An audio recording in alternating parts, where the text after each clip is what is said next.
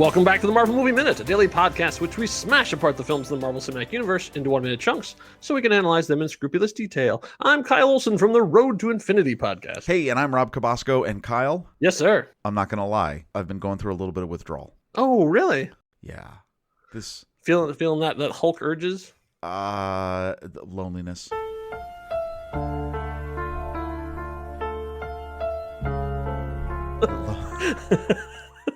Are you a lonely man? I've been playing The Lonely Man as my morning soundtrack as I get up out of bed, lumber across the house, see the same four walls. Because the movie's now behind us. This is it. Like all the footage done. Like we're done talking about Edward Norton and facial expressions and Delta 4 and pizza trilogies, like all that's in the past. So and, from here on out, it's just names. It's just names and names and names. Exactly. And you're probably wondering, well, what are these guys going to do? Are they just going to read off the names? No. Yeah. I mean, when they did the first season, they found a clever way to do it. They had one of their guests on who was really good at this kind of stuff, and we thought that's great. Except that's not really what we've been about in this second season. We sort of made the show our own. And so as we sort of looked at the credits and what are we going to do, I'm like, I kind of want to do a celebration. I kind of want it to be something exciting, something fun, something, a real blast to sort of end the movie as you've been with us for, over 100 minutes now. And I thought, boy, it'd be really cool if we could find someone who actually worked on the Hulk and have them answer some questions about the making of it. What? Right? It seems crazy, doesn't it? Well, I mean, come on, because who are we? Well, just two guys who are doing this tiny little podcast that, in depth about a movie that no one thought anyone would ever go in depth on.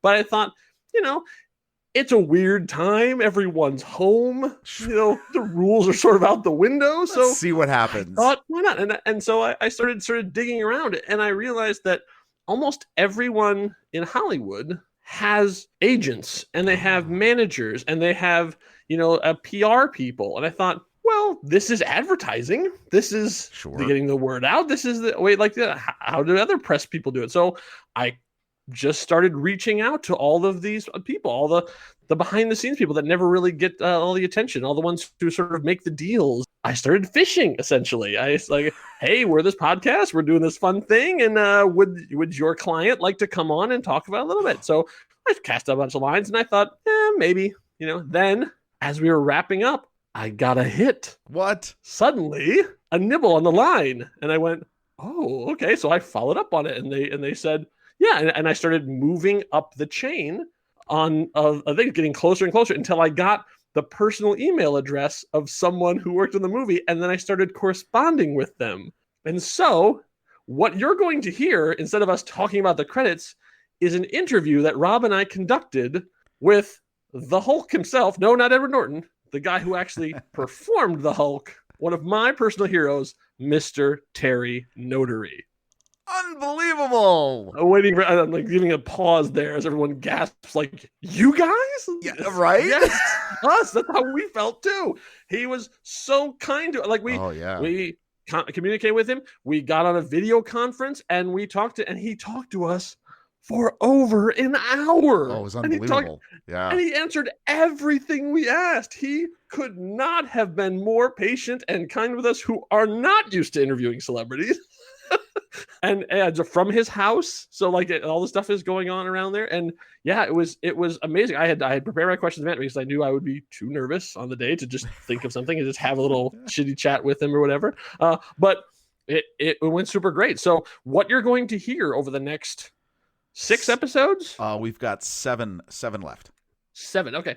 Next is the interview that we did with him in order. We're just going to chop it up. And this nice thing is because we talked about a bunch of different topics, it sort of breaks up naturally, right?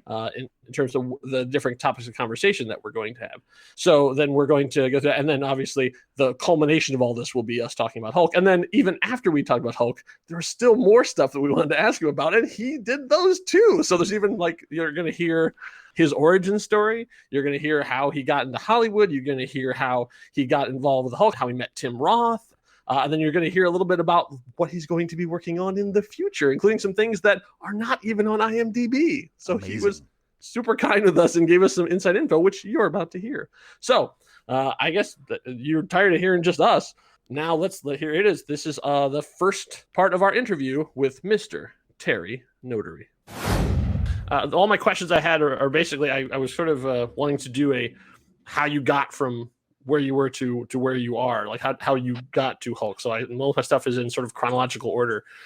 And as I got most of my information from the internet, feel free to tell me when I'm wrong, because we all know the internet cannot be trusted. Yeah, sure. Absolutely. Well, I mean, you want me to start from the beginning? I say, I mean, I've got, my first question actually was after UCLA. So you graduated, you went there in gymnastics. You went gymnastics and theater. Yeah, graduated there from gymnastics, and then found a way to combine the two. Got into Cirque. Got it. Yeah. I was like, oh my God, what am I going to do? Am I going to teach gymnastics? I don't want to do that. And then Cirque called me and said, hey, you want to come join us? And so I was instantly like, yes. So I moved to Montreal and started working with Franco Dragon, who's the director of the Cirque, and he was just amazing. Changed my life working with him. Do you speak French? No, I spoke a bit. You know, I mean, I had a French Canadian girlfriend for 3 years during the show. Okay. So, but she learned English, and I didn't really learn much French. So what is the Cirque audition like? It was 2 days, 2 solid days. They take you from flexibility to strength to trampoline to dance, choreography, any acrobatic skills you have, tumbling, and then games. They had us play all kinds of games, which was like you dress up and you take this box of clothes and create something, and then you team up with somebody and create a little skit, and it was great. It was amazing. I was a theater major at UCLA, so I was like, this was the perfect combination. And it took the gymnastics technique. When you're a gymnast, you're kind of like the little military, kid. You're just like, everything is very technical and regimented, and you're trying not to mess up in gymnastics. And then in Cirque, it was transformative, because you can take all that technique and then learn how to become a performer, and actually, you're performing to please an audience rather than not mess up.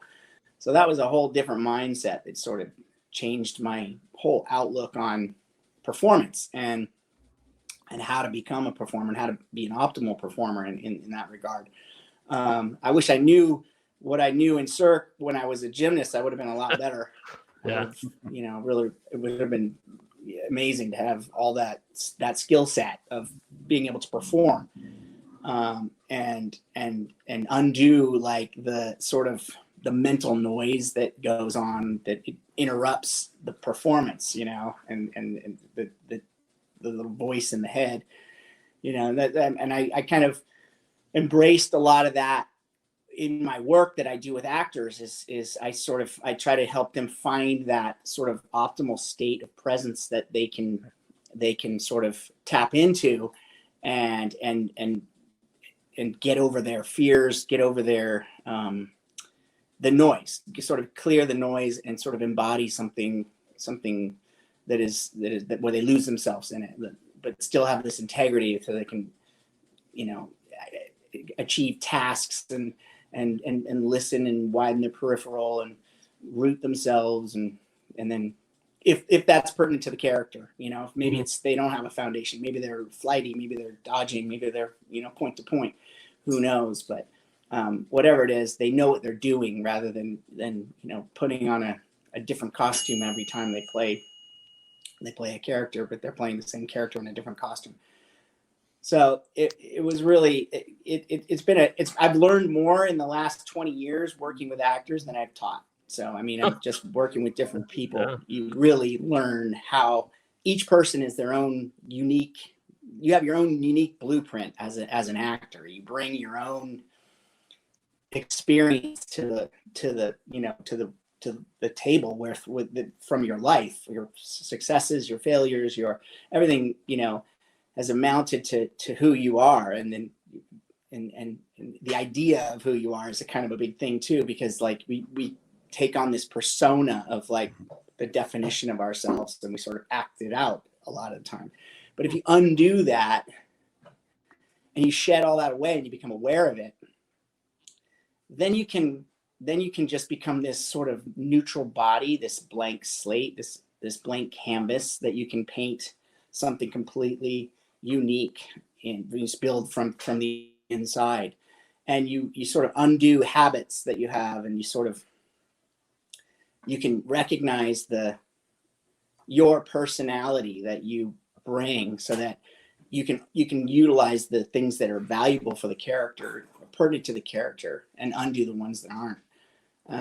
And so it's more about learning about who you are as a person than anything else. And that's the foundation of the work that I do with actors before we start creating a character, is going through the blueprint and sort of clearing out the stuff that's not necessary, getting rid of the junk that's in the way, or that makes you repeat a character each time, so that you can go, oh man, wow, yeah, if I just, now I know how to drop into my neutral body, and then they know how to sort of go, boom, okay, good.